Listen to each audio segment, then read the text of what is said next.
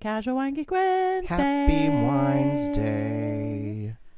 Hi, Brandon. Hey, Amanda. It's so good to see you. How are you? Can I pour you some bubbles for today? I really wish you would. My glass is empty and I need it to be full like my heart. Just kidding. My heart is empty and dead. Sold it for a ham sandwich. What's our theme today? Well, today we're going to talk about some faults, some flaws, and some fuck-ups. I love it. Now, I've got some interesting information. I've got some pseudoscience that we're going to debunk a little bit. Ooh, exciting. Fun fact, just because you read it on the internet doesn't mean it's true. It's really important that you do some research and you don't take the first thing that comes up on Google as the God honest truth. Oh my gosh. I'm excited. Now, sometimes that thing is Wikipedia, and we all know that Wikipedia is changeable, right? It's like a malleable 85%-ish, 70 to 85, I would say. Accurate-ish. Yeah, and I would agree with that. And I think that now I love Wikipedia, and I fall into a deep, dark hole in Wikipedia all the time. It is so much easier than the Encyclopedia Britannica volume. Oh, they used to come in the 27 fucking... Yeah, the like big chapter things. And if you wanted to learn about... whatever you wanted to learn about, you had to sit down and like thumb through the encyclopedia. Yeah, I remember having to write research papers in high school when the internet was baby brand new. And the Dewey Decimal System. All right. And fun fact, small towns without stoplights do not have the best access to information in their libraries. I just need you to know that. Yeah, that's true. Thank God for the internet. We had a microfilm thing, though. Oh, yeah, we did too. For sure. Yeah. Where you sat in front of the big thing and you like scrolled You had to turn through. the thing. I just could not be bothered. I had to go to band practice, man. Faults, flaws, and fuck-ups. Well, there's a lot. So I've got some interesting information, but let's talk about what we're drinking today. Because we didn't... Sure. So recently we had a bottle that was corked, and you were very excited about getting to order a bottle from a restaurant that was corked. Because it doesn't ever happen to you. No. It's happened to me maybe... I want to say like 3, 4, 5 times. Really? Mm-hmm. Oh, how interesting. Interesting. I think one of the first times I experienced a cork bottle in a restaurant was on our trip. Oh, when we were in Europe? Yeah. Are you talking about that restaurant in Turin? Or no, we were in Bra. No, it was like real early in the trip. Oh. Well, when we were ending our trip, a lot of the wines were oxidized. Yeah. And we can talk about that too. Oh, yeah. I've got information about what oxidized wine means. Okay, Does your wine smell like nail polish? We're going to talk about it. And we're going to talk about the difference between a fault, a flaw, and a fuck up. And oh, I have an actual definition. Perfect. Don't you worry. Mr. Research right over here. I opened a bottle of bubbly because, well, this has a few stories because champagne was an accident. Cheers. Sometimes the best things are accidents, not unlike myself. So this is a bottle made in the traditional method, and we got this as a gift from Chaz Peters. Hi, Chaz. Hi, Chaz. She's a pilot with Alaska and brought it back and left it on my porch, which is so delightful. And this is a pineapple sparkling wine from Hawaii. And I brought it today because it goes along with the theme of just because you can, maybe you shouldn't. It's made from pineapple. It's a sparkling. I thought it would be fun to open a gift. I don't hate it. Really? It says made from fresh Maui gold pineapples grown on the slopes of Haleakala. It's not bad, actually. Good acid. Great acid. I wish that this was a little bit bubblier, and I think it's because pineapple juices are really dense liquid. You can only do so much in terms of finding and filtering, right? Yeah. I agree. I also think that this isn't as sweet as I had expected. Me neither. It's very acidic. Yeah, it is acidic. Really bright. I will have another glass of this when we are done recording today. Wow. Yeah. Will I buy this again? Likely not. But thank you, Chaz, because we wanted to open something that we had been given it as a gift. Yeah, and a little different and a little new. And I mean, so you can make wine out of practically any fruit, right? So yeah, but technically wine is made from grapes. Right. So at that point it's a cider. Yeah. Or a perry or a whatever, like you're just fermenting fruit. Yep. Mead. Oh, that's honey. No, right? It's honey. Yeah, that's its own category. Got right? it. Strawberry wine is a thing. Oh yeah. Blueberry wine is a thing. Blackberry wine is a thing. All the things. Ugh. Yeah. Anyway, just because you can doesn't mean you should. However, I would give this, C+, B-. It's not bad. Yeah. would I taste this and would I immediately say wine? No, I wouldn't. Nope. This is a sparkling pineapple juice made in a traditional method. How boozy is it? Let's check. 12.5? 12.5. Oh, wow. It doesn't taste boozy though. I think it's the acidity. Remember we talked on an earlier episode about how the acidity makes things sweeter or not as sweet. Yeah, it'll acid will help dictate how your mouth perceives sweetness. Yeah. So actually, I was expecting much worse. I was expecting very syrupy. I was expecting a little bit more pineapple juice. And this is not pineapple juice, which I can only drink a little bit of because, correct me if I'm wrong out there, you folks who know things and like to let us know when we miss a mark, which we appreciate very much. That was not a dig. Anyway. Champagne. Champagne was a fuck up. It was like, I wanted to bring a bubble because champagne was an accident. Yeah. You know, they put wine down in their cellars. They made, Chardonnay wine. They put it down in the cellars. It got cold. When they brought it back up to drink, it started and it warmed up in the spring. It started a secondary fermentation. It was an accident. It wasn't, they didn't make champagne to have bubbles in it. And one cork would pop in the cellar then it would start a chain reaction and all of them would just start going off. And so you can look and see these old outfits. You look like the Michelin Man and you look like the man in the Iron Mask because you've got this big, almost looks like a welding mask, body armor situation. Well, because you have exploding gas. Yeah, and it's so like Molotov cocktails without the fire. There's a lot of pressure. Yeah, a lot of PSI in terms of sparkling wine and what is keeping that. There's a reason there's a cage around the cork. That's all we're gonna say. Accidents, they happen. Keep a cage on it. It's true. It's true. Instead of put a bird on it, be like keep a cage on it. Yeah. Well, so in Champagne, they used to be known for red wine. Yeah. That's right. However many hundreds of years ago. And then in the 1690s when Dom Perignon was stomping around being a monk and doing the Lord's drinking work. Wine, ended up having this whole botched wine situation that ended up becoming what we know as Champagne today. And it went through quite a lot of iterations and a lot of other houses, Veuve Clicquot, Moet Chandon, like all of these people helped add to the delightful thing that is Champagne, but it was not invented, quote unquote, on purpose. Yeah. It was a fuck up. It was a fuck up. Yay! We should be so lucky. See, so we talk about faults, flaws, and fuck ups, and some of them turn out really, really great. So I wanted to start our day on a high note. Yay, champagne! Yeah, this is really tasty. Thanks, Chaz. Thanks, Chaz. We appreciate that. Oh, and we have a new. Oh, we have a new Patreon member. We have a new guest at the party. Yeah, new guest at the party.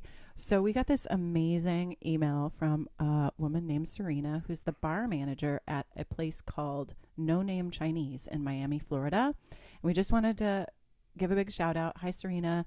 She sent us a picture of some Chinese wine that she serves there.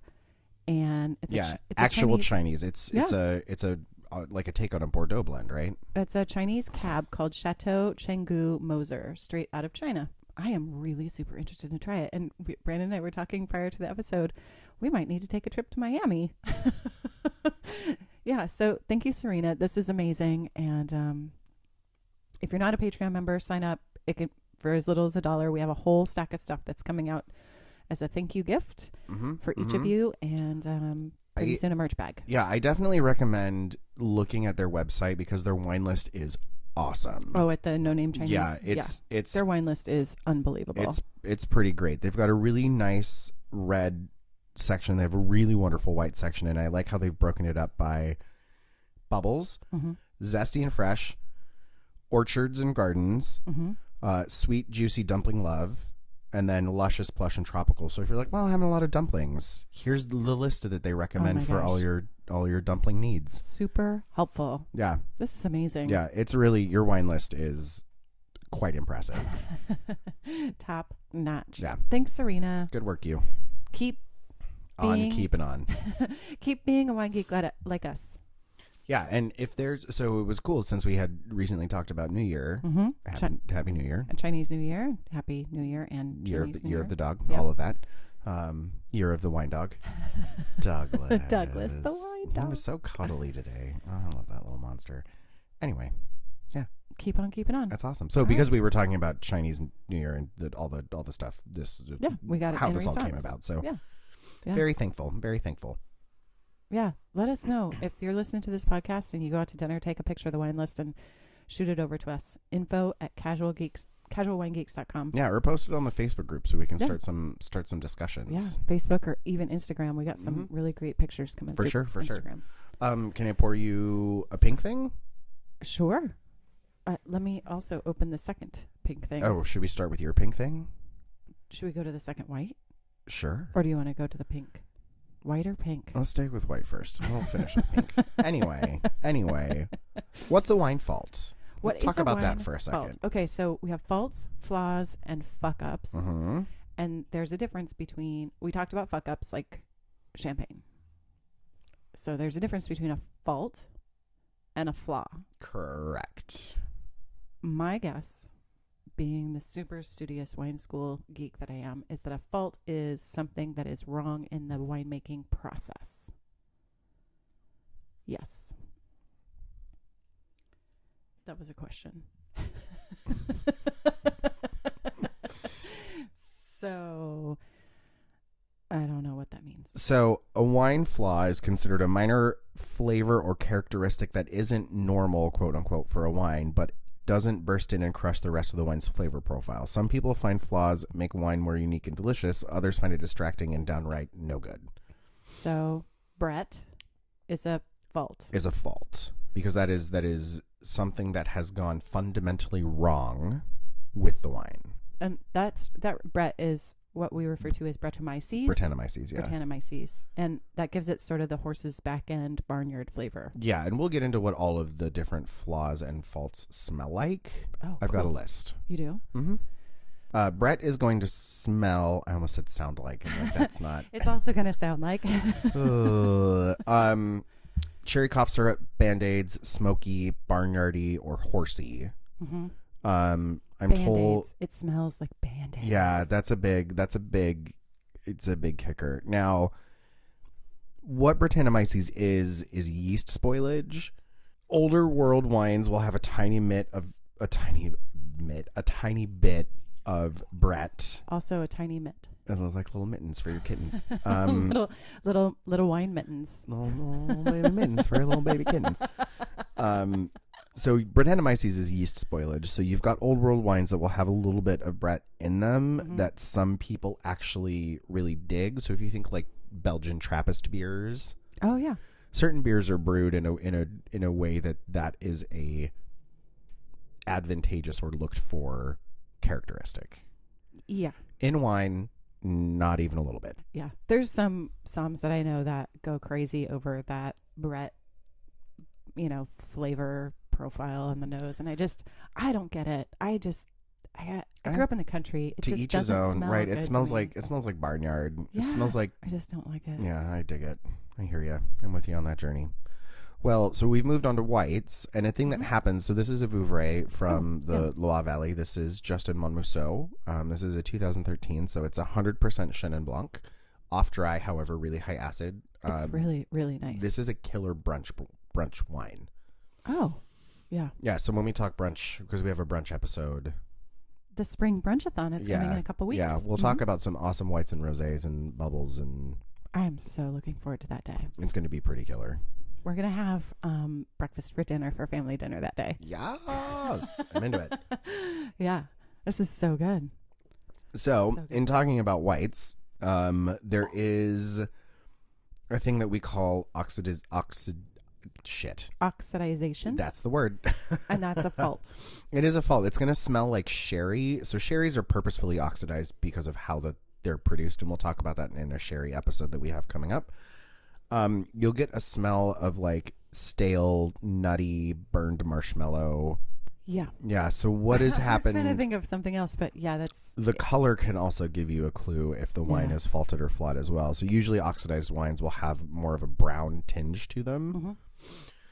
brick reds for reds, and for whites you'll see like a golden tawny color, like caramel color kind yeah, of, right? yeah. So what happens with oxidized wine is it's been exposed to really, really high heat. Yeah. So if you're storing wine on the top shelf in a grocery store that's close to a light source, honey, no. There's a reason why there are wine cellars. Yeah, because cold, dark, heat and light are two of the biggest damages that you can do to wine. Yeah, cellar. If you don't have a cellar, bottom back of your closet, dark under your and bed. dark and dank. Yeah, think of a place that a mushroom would grow. That's where your wine wants to be. It's very true. Here's the thing that's important to remember is if you're ordering a glass of wine and it smells a little stale or tastes a little not up to snuff, ask how long it's been open. Oh, yeah. Restaurants, and I have worked in places, will keep stuff open for far too long because they want to sell that last glass. I have 2 bottles of wine on my counter that have been open for far too long. Cook with them. Make a stew. Yeah. And, well, okay, so, if something's been open if something is smelled or tastes kind of stale, it's probably been open for a couple of days. Yeah. But it can happen. You can get oxidized wine that's freshly opened. Like it's just been improperly stored. And here's the other thing. I should talk about, I'm not going to talk about this today. I'm going to talk about it on our wine etiquette episode, which is next week, about what you do if you think that you might have an off wine. Yeah. Yeah. I will just add this bit, trust your gut. Trust your gut. Yeah. Especially when it comes to things like TCA, which we'll get into in just a minute. Trichloroanisol. Is that a fault? That is a big fault. Ooh, let's talk about it. We refer to it as cork taint. Cork taint. Which can happen even if you don't have a cork. Was that what you were about to say? It sounds dirty. It smells dirty. You don't want to drink wine with cork. So I was looking at what are some of these faults or flaws, and are there any potential fixes? Oh, yeah. Right, because I'm trying to come at this from a what would be the most beneficial for people to hear. Yeah, because we're wine geeks and we want to, like, if you get a bad wine, is there any way to save it rather than being the pretentious wine fuck and just pouring it out? And more often than not, pour it out or send it back. Yeah, because absolutely. if it smells like nail polish remover, there's no fixing that. There's no fix. That's volatile acidity, which we'll get into in a minute. So there's about 7 or 8 common, very easy detectable smells that can lead you off to faults or flaws. And we'll post all the details on Patreon like we do every episode. With my notes. With the notes. So, okay, if you're a Patreon member, you get it for free. Yeah, so cork taint, which is pretty common. Yeah. At least in terms of a thing that people talk about or a fault or a flaw that I feel like most of the general public is aware of. Yes, and it smells like wet newspapers, grandma's basement. Moldy basement. Wet cardboard. Yeah, wet cardboard is a big one. The basement of a library. And you can find TCA. I smell it out in the world. It's just a thing. Yeah, of course it is, because it's a bacteria that exists in our world, right? Yeah, and it's only bad when it gets into something it's not supposed to get into, and it causes these chemical reactions, specifically in wine, that make your wine go bad. Like we just said, it is not always around when a cork is around. It has nothing to do with the actual cork itself. So it's a really misleading term, I feel like. And it could be, say you're in a bottling line and you're bottling 100,000 bottles. Your equipment's dirty, or it's been on your walls, or it can be in any place in your production facility. Yeah, but it wouldn't affect all, I've never seen anything where it's the whole production. It's like 1 or 2 bottles that come off the line. Correct. It just happens to cling to, right? Now, yes, and it won't hurt you. You can drink corked wine. It's not gonna. Yeah. It's whatever the chemical reaction that causes this musty, dirty basement smell, wet cardboard newspaper, isn't harmful. No, it's not going to kill you. No, but it just it's absolutely not going to kill you. It does not taste good, and it overwhelms the entire experience of drinking. And at that point, you should definitely send it back or return it Yeah. Yeah. It is of note. I just pushed my glasses up and held a finger up like the classy school marm that I am. Yeah, you did. It is of note. Put your hand on your hip too. Yeah. Hand on hip. Go. Perfect.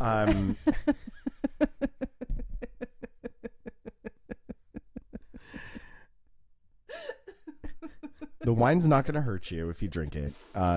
But it doesn't taste good, and you really are just not going to experience the wine. Open another bottle of wine from the same producer. Chances are it's not going to be affected. Yeah, because it's pretty rare. I mean, it happens more often than we think, but also it is pretty rare. And it's their levels of it. I have a friend who can pick it out like you don't even know, and the rest of us have been drinking the bottle for 20 minutes, and we're like, what are you talking about? He's like, oh, I can smell it. It's there. Yeah. And it also turns out to be one of those things that when I have found with at least flaws and faults, I don't know that I smell them until someone points it out to me. Oh, interesting. Really? Okay. And especially in terms of like Brettanomyces, there are some wines, Carignan, or maybe it's not Carignan, maybe it's a different Rhone varietal. Anyway, one of the first times I smelled it, it was an older vintage, and it had that wet straw. Oh, the Brett smell? Yeah, but it was a characteristic of the wine.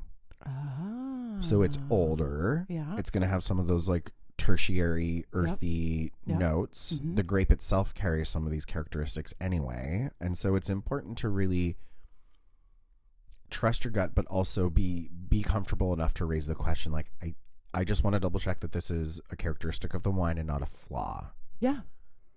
Right. If you come at the som, or you come at the wine buyer, you come at the person providing you your beverage, just don't be a dick about it. Like, just be like, hey, you want to smell this or taste this or whatever, and we can talk about it next week on wine etiquette. But there's so many things. If you ever like, trust your gut, and then be curious and ask questions, because you're right, absolutely, it could be a particular smell of the wine. Right. You know, terroir and all that. Now, one of the fun bits of information that I came across in researching for this episode is, how do you fix cork taint?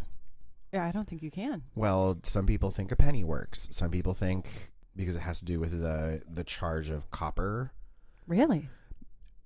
Not all pennies created after like 1950 something are even made of like more than 5% copper, because I think they're all nickel.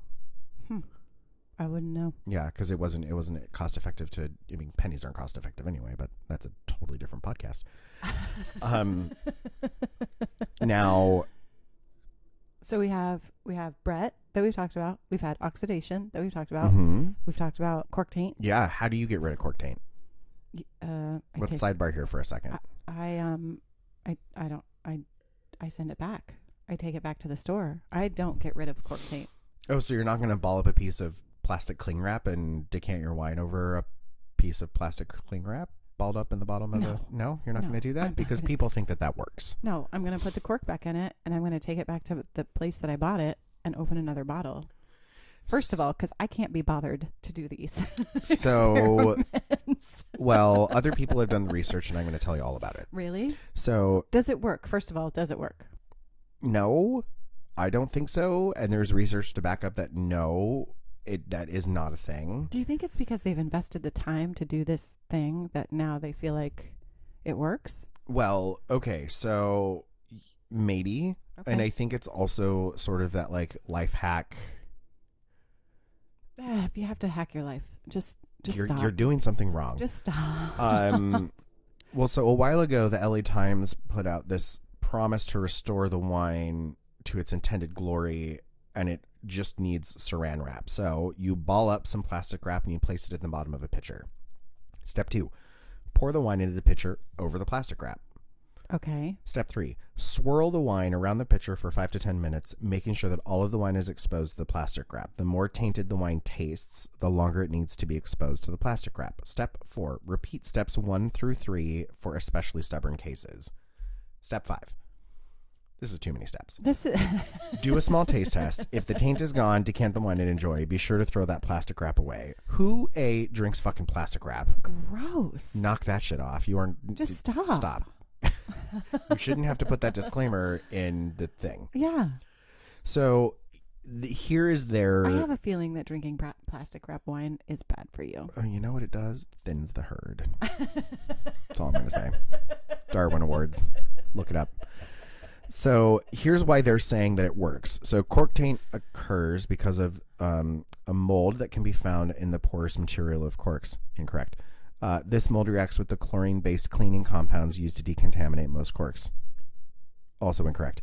Where did you find this? This produces a lot of trichloral anisole, or TCA, which is what gives wine the terrible gym sock smell and taste. This is why I say it's important to not trust the first thing you find on the internet, because I went and did more research to debunk all of what this person is saying. Yeah, that sounds like bullshit. That's wine bullshit. So the polyurethane present in most plastic wraps absorbs TCA the same way a sponge absorbs water, making plastic wrap the perfect solution to soak up the offending substances and save the wine. I don't believe that. Now, is that true? Going on to something, essentially the question and answer section of Wine Spectator, which is a very well-respected Wine Spectator absolutely. establishment, right? Mm-hmm. So, quote-unquote, ask Dr. Vinny. Dr. Vinifera. Yeah. Right. Someone wrote in and said, "Can putting plastic wrap in a wine fix a bad bottle? I've heard that it makes wine taste better." And so they're responding with, "Some people have found success in using plastic wrap to mitigate corky, quote-unquote, wines. When someone describes wine as corky or corked, it means the wine is suffering from a musty, wet cement-smelling compound known as 2,4,6-trichloroanisole, or TCA for short. Not harmful to drink, but it is unpleasant. TCA can be linked to corks because the compound forms a particular interaction of phenols, and phenols are found in corks, but TCA can also originate in other places like cardboard cases, wooden barrels, or pallets. So cork is not the main or only contributor to this flaw." Yeah. Now, they go on to say, hand on hip, finger in the air. They go on to say that I'm not sure who was first to try this out, but a few years ago, wine lovers started talking about treating a corky bottle of wine by sticking some plastic wrap in it. The thinking was that the TCA would adhere or cling to the cling wrap. Oh, I see what they did there. Good work, you. This person's colleague, Harvey Steinman, who did a series of experiments with this theory, and if you're a member of Wine Spectator, you can go and see the results. So here's essentially what happened. The results showed that sometimes you can get small improvements from the plastic wrap, but only to a point. Either the plastic wrap doesn't completely remove the TCA notes, or it appears to strip out the wine's good flavors, or in some scenarios, even imparts a plastic wrap flavor to the wine. Well, so don't. Yeah. If you think that it's faulted, just don't. And they say you're really better off just opening another bottle. There you go. Take it from Dr. Vinny. Yeah. So if you're going to start experimenting with this, pay attention to the plastic wrap's ingredients. Most plastic wraps are made from LDPE, or low density polyurethane, but some are made from polyvinyl chloride. Most folks will agree that polyvinyl chloride plastic wraps will work better in this scenario. Just don't. Yeah, right? It's not worth it. Don't. It's not worth it. It's not worth it. Send it back, take it back. You can always return things to places that you buy them if there's something wrong with them. And if a store is not going to take back a clearly faulted bottle of wine, then don't shop there. Yeah. Don't give them your money. No. I'm glad I'm off my soapbox now. I'm glad we had this conversation. We have now solved this problem. You're welcome. I think that I feel like it just turns into, it kind of gets pretentious about fixing a wine that you should just put the cork back in it and take it back. Yeah. Just take it back. Yeah, for sure. Yeah. All right. Because nothing should smell like wet cardboard. No. Nothing should smell like wet newspaper or danky basement. Except for a danky basement or a I'm talking about in terms of wine. Cardboard. Right. Yeah. Yeah. In a wine, absolutely not. Absolutely not. Do you want to try the next one? Mm-hmm. So we have 2 rosés for today's Yes way rosé. Now, my gosh, that was a great episode. Is from Oregon. Yes, this is Sokolblasser. This is their estate cuvée rosé of Pinot Noir. So another common flaw. Oh, can I sidebar? Yeah. Today was a free wine day. We could bring anything that we wanted to. Yes. It wasn't. I was not going to bring things that were purposefully fucked up. No. All right. So secondary fermentation, not champagne. secondary fermentation that happens in the bottle that is not champagne. Correct. That is on accident. So what this is tiny bubbles that where there should not be any, especially in a young bottle of red wine.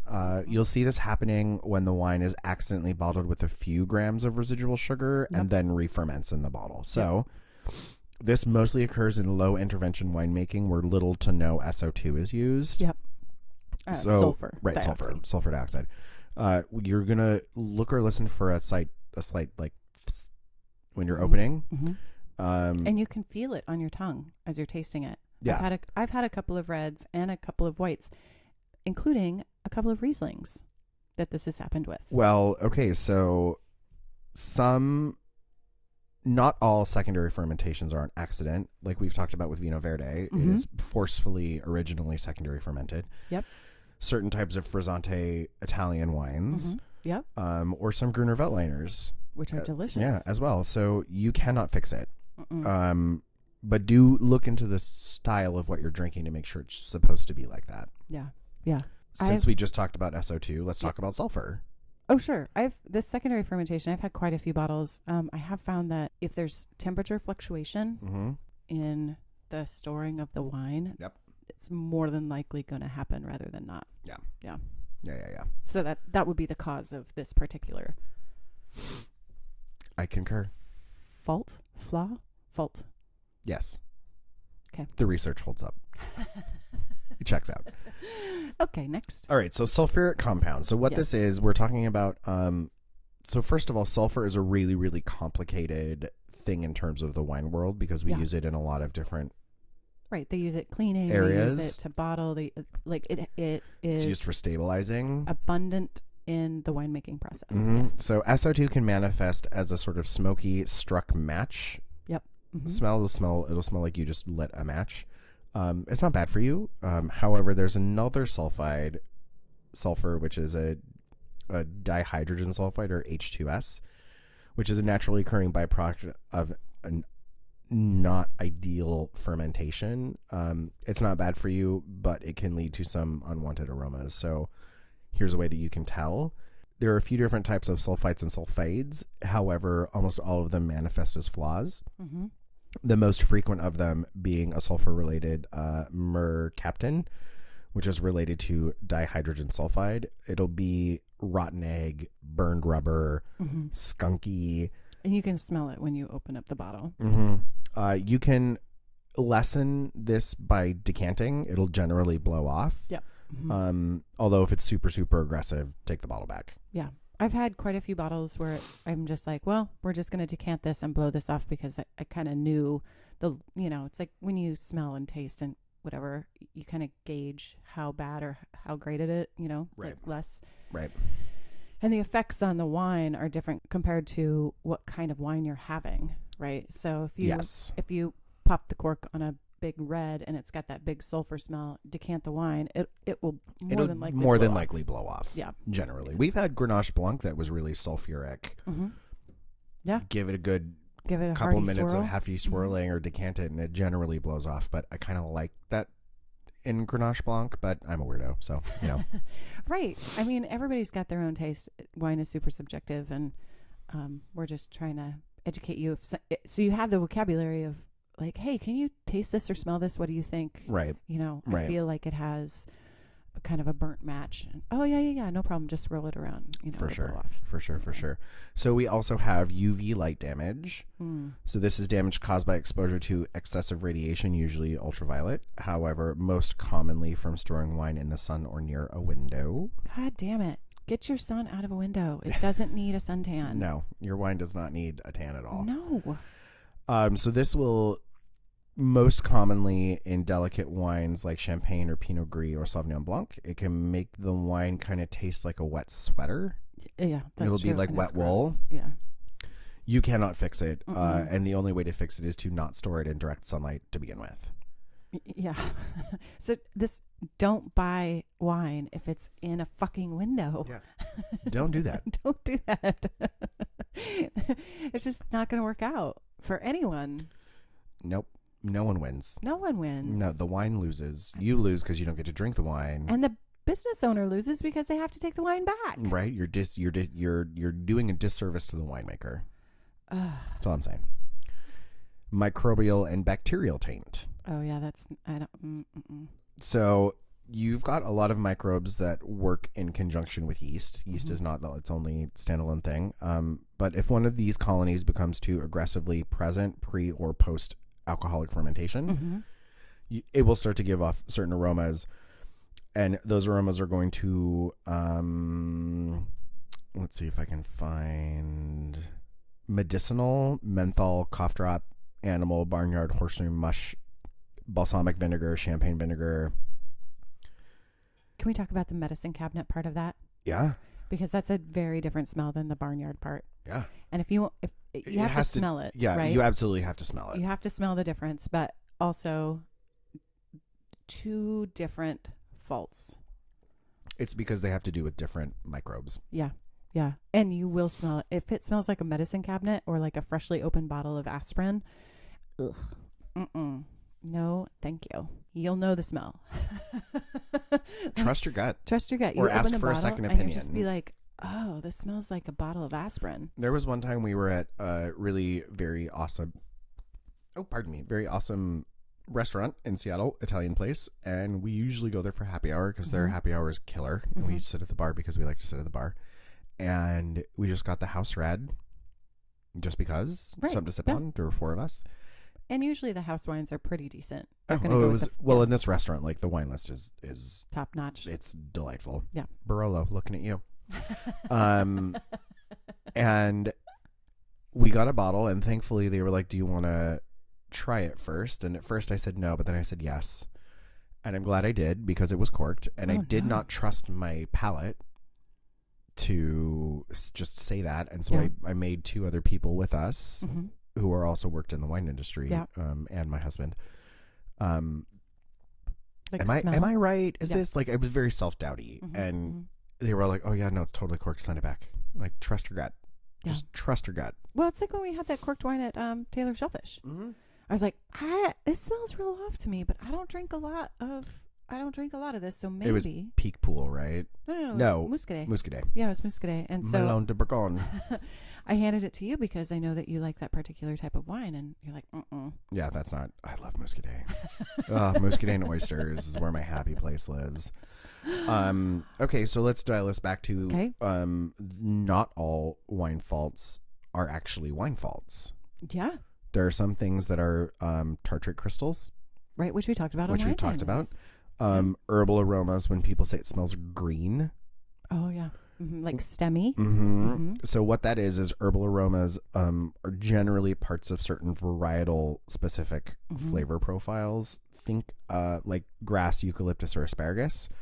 The most common of these chemicals is methoxypriazine. Okay. Or pyrazines for short, which are commonly found in Bordeaux family grapes. Now, those are things like green bell peppers, jalapenos, and you can green definitely grass, smell those. Sauvignon Blanc is a huge. Yep. What's the wine out of Chile in Argentina that has the jalapeno? Torrontés? No. Because that's not it. I don't remember, but yeah, Sauvignon Blanc. Big time. Which I like. I like that green bell pepper. Sometimes you can find it in cabs or Bordeaux blends, like they were saying. Crunchy green bell pepper is awesome. Can we talk about while we're on this subject? Do you need some juice, honey? I need that juice. This is number 4. Yeah. So this is a rosé that I brought today. This is from the island of Sardinia. This is really good. In Italy. This grape is this is a Nidera. 2015. This is an IGT from the Valle di Tirso, which is on the island of Sardinia. They make white, rosé, red, still, and sparkling. This grape is actually called Bobal. Bobal. Wow. Is a very dark-skinned grape varietal that is native to southeastern Spain. Well, the color difference between the Pinot Noir and this particular wine. And I'll post this all on Patreon, but it comes from the Latin word for bull. So do they grow these grapes in the Gobelets? No. Oh no. It just is like the bunches look like the head of a bull. Oh yeah, you're right. Yeah. So in Spain it is known as Bobal. However, in Sardinia it is known as Bovale or Nidera. And I think that it's delicious and kind of weird. Really good. It's like a fresh strawberry. Yeah, their skins are really, really thick, and they have a lot of anthocyanins, which is what gives red wine. So it's the color of this wine is very deep and very intense. And do not because it almost looks like, if you were to just look at it, I'd be like, ooh, white Zinfandel. Oh yeah, it does look like a white Zinfandel. Right, it's got that real intense color, which you kind of associate with syrup and sweet. So don't always let that fool you, and read the back of the bottle because it does say rosé dry wine. Dry wine, yeah, it is really good. Yeah. Can we go back to the Yeah, sorry, I didn't mean to interrupt. I just wanted to have a little bit of fun info on this delicious beverage. You needed more juice in your cup. It's true. So we were talking about the grassy kind of stemmy flavors in wine, and I'm going to ask you a question. It's okay if you don't know the answer.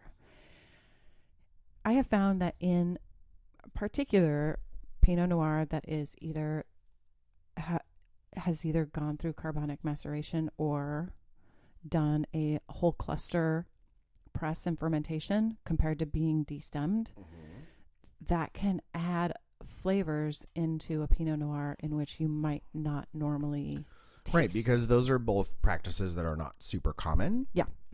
Carbonic maceration is not done widely outside of Beaujolais. Yep. And it is not done widely outside of the Gamay grape. You don't see it that often. Nope, you don't.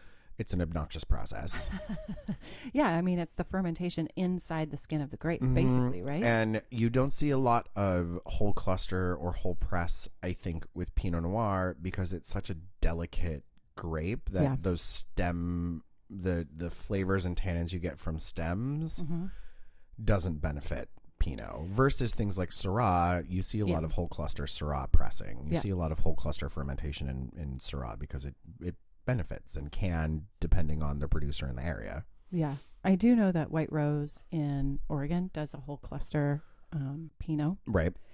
And I just tasted at this place. I was in Oregon a couple of weeks ago. I just tasted at this place called Christum, and they do a 50-50. So 50% is whole cluster, 50% is destemmed, and then they ferment together, which is awesome. Super awesome. Was it delicious? So amazing. We're going to open up a bottle in the next couple of weeks that I picked up over there and talk about it. And Huzzah. Talk about it. Yeah. Oh, I'm so excited. Yeah. We'll talk all about it. But it just kind of goes along with this. In the winemaking process, you can do all of these things that kind of mimic different flavors, right? And it doesn't necessarily mean that it's a fault or a flaw. Like that grassiness in a Sauvignon Blanc is definitely not a flaw. That's a marker of Sauvignon Blanc. Right. It's a marker of Sauvignon Blanc. It's a characteristic of the wine itself. Yeah. Which is important to know because there are some things that just are. Right. Yeah. Was it Carignan? Are you still stuck? Yeah, I'm still stuck. Oh my gosh. Do we have any other faults, flaws, or fuck-ups we need to talk about today? Well, I've just got this bit about scents. We didn't really touch on volatile acidity too much, but that's what's going to smell like vinegar and nail polish. Yeah. And most people, when a wine goes bad, this is what you're smelling. Correct. Yeah. Most people can pick up on this because they're like, oh, that's really bad. And then you dump it out because it sat on your counter for 3 weeks. Right. Well, and that's because you've just had it open and that's exposure to too much oxygen, right? You've got here's a bottle that's been devoid of oxygen or has little oxygen transfer because of the making of cork. Yeah. Well, there's a reason that you decant things because this has been devoid of oxygen and you want to give it a little bit of oxygen to kind of help open it up. Now, there is a thing as too much, right? Let's show some goddamn restraint and don't leave it on the goddamn counter for fucking weeks on end. There's a thing as too much wine. Open on your counter, unloved and discarded like yesterday's wet newspaper / cork taint. Oh my God. I just went off on a little tangent there. I'm sorry. Don't apologize. Yeah, no, that's pretty much all the important, I think, things to touch on. Cork taint for sure. Volatile acidity if it smells like nail polish. Oxidization if it's like exposed to heat and light. Yeah. I think we did good today. Yeah. I'm even impressed with the pineapple sparkles. Hey, Chaz. Nice work. Doing good work, you. Thanks for sending us this wine. It was very, very tasty and a pleasant surprise. Yeah, a pleasant surprise for sure. And thank you, Serena, for sending us a picture and introducing us to this amazing restaurant in Miami. We're going to come and visit, maybe. Yeah. Hey, girl. Hey, girl. We're just going to show up one day. We're just gonna show up, but stickers everywhere. You'd be like, oh my God, they were here. God damn it. Oh my God, that's so amazing. Well, here we go. Off into the world. Thanks for listening. You're all amazing, and we appreciate you so much. Don't be pretentious, wine fuck. I'm not sure when this comes out. Will we be back from Canada? We will be just back from Canada. Yeah, because we would have been. They put out here's some of the things to not miss. Oh, they did? Oh, we're going to talk about it next week. We have a system. Stay tuned. We have a system. Oh, great. I'm very, very excited because we record a couple weeks in advance. And so this will come out like 2 or 3 days after we get back. Yeah. So we'll have just been to Canada. We're talking to you from the future. Is that how that works? Yeah. Time's a made up construct anyway. Come on. We love you. Thank you for listening. No matter where you are, send us a note. We appreciate it. Yeah. Don't be a pretentious wine fuck. Always take 2 bottles. Bye-bye. Ciao.